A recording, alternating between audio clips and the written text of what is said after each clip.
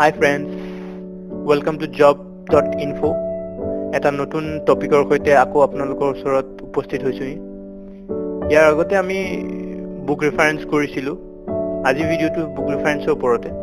আগতে আমি কৰিছিলো আসাম পুলিচ এণ্ড আজিৰ যোনটো বুক ৰেফাৰেন্স হ'ব সেইটো হৈছে ফৰেষ্টৰ আসাম ফৰেষ্টৰ যোনটো অলপ দিনৰ আগতেই ফৰ্ম ফিল আপ শেষ হৈ গৈছে, য'ত আমি আজি আলোচনা কৰিম বুক ৰেফাৰেন্স ফৰেষ্ট ডিপাৰ্টমেন্টৰ কোনখন কিতাপ ললে ভাল হ'ব।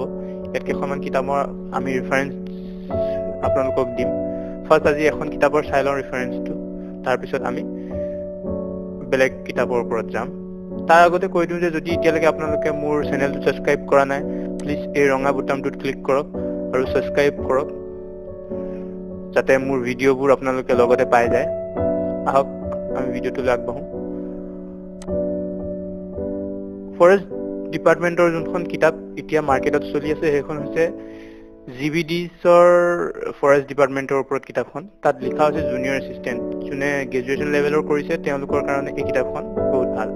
তাৰ লগতে ইয়াত কিছুমান আছে যেনে এইখন যে জুনিয়ৰ এছিষ্টেণ্টৰ কাৰণে এই কিতাপখন প্ৰযোজ্য হয় সেইটো নহয়। ইয়াত কিছুমান আছে আপোনাৰ technical assistant, stenographer grade 2, forest গাৰ্ডৰ কাৰণে আছে এণ্ড ফৰেষ্টৰ গাৰ্ড 1, AFPF কনষ্টেবলৰ কাৰণে আছে, মাল্টিটাস্কিং আছে আৰু আদাৰ কিছুমান পোষ্ট এক্সামিনেশ্যনৰ কাৰণেও আছে। মানে এই কিতাপখন ল'লে আপুনি বেলেগ এক্সামৰ কাৰণে যদি আপুনি প্ৰস্তুতি চলাই আছে তেনেহ'লে চলাব পাৰিব। আৰু এই ভিডিঅ'টোৰ আৰম্ভণিতে মই কৈ দিওঁ যে এই কিতাপখনত আৰু কিছুমান ইউজফুল টপিক আছে যিবোৰ আমাৰ পিছলৈ কামত আহিব পাৰে। ফৰেষ্ট ডিপাৰ্টমেন্ট বুলিয়ে নহয়, বেলেগ কিবা ইণ্টাৰভিউৰ কাৰণেও এই কিতাপখনত কামত আহিব পাৰে। আৰু মোৰ সেইকাৰণে এই কিতাপখন বেছি ভাল লাগিছে যে ইয়াত কিছুমান টপিক ইয়াত সোমোৱাই লৈছে যিবোৰ বেলেগ কিতাপত পোৱা নাযায়। আহক প্ৰথমে এই কিতাপখনৰ বিষয়ে আলোচনা কৰি লওঁ, তাৰপিছত সেই টপিকটোৰ ওপৰত যাম কোনটো বেছি ভাল আপোনালোকৰ কাৰণে কামত আহিব। ইয়াত দিয়া হৈছে যে কি কি পোষ্টৰ কাৰণে আছে: library information assistant, technical assistant, stenographer grade 2, forest guard, ফৰেষ্টৰ guard 1 and AFPF constable and multitasking staff. এই সকলোকৰ কাৰণে এই কিতাপখন প্ৰযোজ্য হয়। তাৰ লগতে দিয়া হৈ আছে আৰু কিছুমান এক্সামিনেশ্যন যিবোৰ এক্সামৰ আমি নিজে এই কিতাপখন আমাৰ কামত আহিব পাৰে। আৰু এই কিতাপখন কিহত আছে? অসমীয়াত আছে। আহক নেক্সট পেজলৈ যাওঁ। নেক্সট পেজত আছে আমি কণ্টেণ্ট, কোৰ্চ কণ্টেণ্ট, কি কি কোৰ্চৰ ইয়াত সোমাই আছে। ইয়াত ফাৰ্ষ্ট আছে আমাৰ আসাম ফৰেষ্ট এট এ গ্লাইন্স। ইয়াত কিছুমান অৰণ্যৰ বিষয়ে, অসমৰ অৰণ্যসমূহৰ বিষয়ে থোৰতে কিছুমান কথা জনোৱা হৈ আছে, সেইবোৰ আমি পাব পাৰোঁ। নেক্সট উদ্ভিদকুল আৰু প্ৰাণীকুলৰ বিষয়ে কিছুমান আছে কথা। নেক্সট আহিল ৰিটেন টেষ্ট। এইটো ফৰেষ্ট ডিপাৰ্টমেণ্টৰ ৰিটেন টেষ্ট বা বেলেগ কোনোবা এক্সামিনেশ্যন কম্পিটিটিভ এক্সামৰ কাৰণে এই ৰিটেন টেষ্টৰ যিখিনি চিম্পল যিখিনি থাকে টপিক তাৰ ওপৰত আছে, যেনে জেনেৰেল ইংলিছৰ ওপৰত আছে, অবজেক্টিভ জেনেৰেল নলেজৰ ওপৰত আছে, জিকে ওপৰত আছে, চিম্পল আৰ্থমেটিকৰ ওপৰত আছে, অংক টাইপত।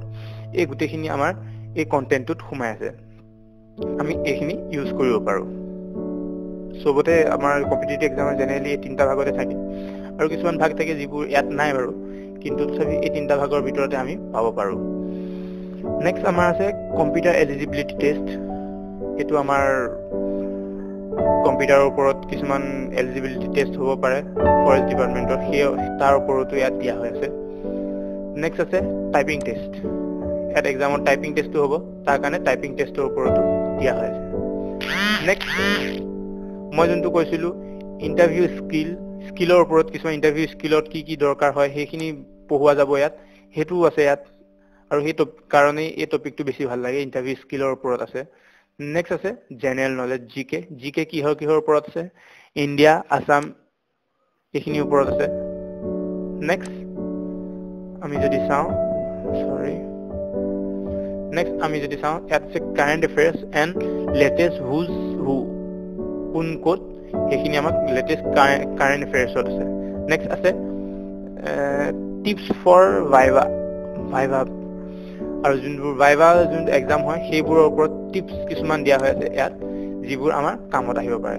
ইয়াৰ ভিতৰত মোৰ বেছি ভাল লগা টপিকখিনি সোমোৱাই দিয়া হৈছে ইয়াত, যে যোনটো টিপছ ফৰ ভাইভা ভইচ, এইটো ক'তো পোৱা নাযায় আপোনাৰ, যে কি কৰিব লাগে ভাইভাত, এনেকুৱা টাইপৰ কম্পিটিটিভ এক্সামৰ কিতাপত পোৱা নাযায় কিন্তু ইয়াত দিয়া হৈ আছে তাৰ কাৰণে এই কিতাপখন বেছি ভাল লগা হৈ গৈছে নেক্সট আমাৰ বেছি কামত আহিবলগীয়া দেখা গৈছে ইন্টাৰভিউ স্কিল ইন্টাৰভিউ কেনেকৈ দিব লাগে কি কেনেকৈ কনফিডেন্স থাকিব লাগে সেইখিনি এই কিতাপখনত বহুত ভালকৈ দিয়া হৈ আছে আৰু এইখিনি যদি এই কিতাপখন এবাৰ পঢ়ে তেনেহ'লে বহুত কামত আহিব যেন লাগে সেইকাৰণে ইন্টাৰভিউ স্কিলটো এইটো জেনেৰেলি কোনো কিতাপতে দেখা নাযায় যে এনেকুৱা টাইপৰ কিতাপ আপুনি এক্সট্ৰাকে কিনিব লগা হৈ যায় কিন্তু এইটো যোনটো ফৰেষ্ট ডিপাৰ্টমেণ্টৰ ইহঁতে যোনখন কিতাপখন জিবিডি যোনটো কিতাপখন আছে তাত কিন্তু এইখিনিহত টপিক সোমোৱা হৈ আছে তাৰ কাৰণে এই কিতাপখন বেছি সুন্দৰ লাগিছে নেক্সট এইখিনি হৈছে আমাৰ কোৰ্স কন্টেন্ট যিখিনি আমাৰ দৰকাৰ হ'ব পাৰে নেক্সট আহো আমি প্ৰাইজৰ ওপৰত আগৰ কিতাপখনতো আমি প্ৰাইজৰ বিষয়ে উল্লেখ কৰিছো আৰু এই কিতাপখনৰ ওপৰতো আমি প্ৰাইজৰ কথা কৈ দিওঁ যাতে আপোনালোকৰ কিনিবলৈ বেছি সহজ হৈ যায় জিবিডি যোনখন কিতাপখন হয় সেই কিতাপখন প্ৰাইজ হৈছে 140 টকা আৰু 140 টকা ঠিকে আছে কাৰণ ইমানখিনি টপিক সোমোৱা হৈছে 140 টকা নট বেড আৰু ইয়াৰ ৰিপ্ৰিন্ট প্ৰসেস কৰা হৈছে 2017 হয় কিতাপখন ঠিকে আছে জিবিডি শুনা যায় যে কিতাপখন বেছি টান থাকে বাট যিবোৰ টপিক সোমোৱা হৈছে এই টপিকখিনি কতো পোৱা নাযায় আপোনাৰ এই টপিকখিনিৰ কাৰণে এই কিতাপখনৰ মোৰ মতে ইম্পৰ্টেন্স বেছি তো এই কিতাপখন আপোনালোকে পাৰে যদি ওচৰৰ দোকানৰ পৰা কিনি লওক আৰু এবাৰ ৰিডিং কৰক যদি মোৰ এই ভিডিঅ'টো আপোনালোকৰ পছন্দ হৈছে তেনেহ'লে প্লিজ লাইক কৰক কমেন্ট কৰক আৰু সাবস্ক্ৰাইব কৰিবলৈ নাপাহৰিব নেক্সট ভিডিঅ'ৰ কাৰণে বাই সাবস্ক্ৰাইব কৰক নেক্সট আৰু ভিডিঅ' আহি আছে আসাম ফৰেষ্ট এণ্ড আসাম পুলিচৰ যিবোৰ ইম্পৰ্টেন্স কুৱেশ্যন নেক্সট ভিডিঅ'ত আমি আকৌ এটা নতুন সিৰিজ বনাম য'ত আমাৰ 20টা কুৱেশ্যন থাকিব আৰু সেই 20টা কুৱেশ্যনৰ ওপৰত আমি আলোচনা কৰিম তেতিয়ালৈকে বাই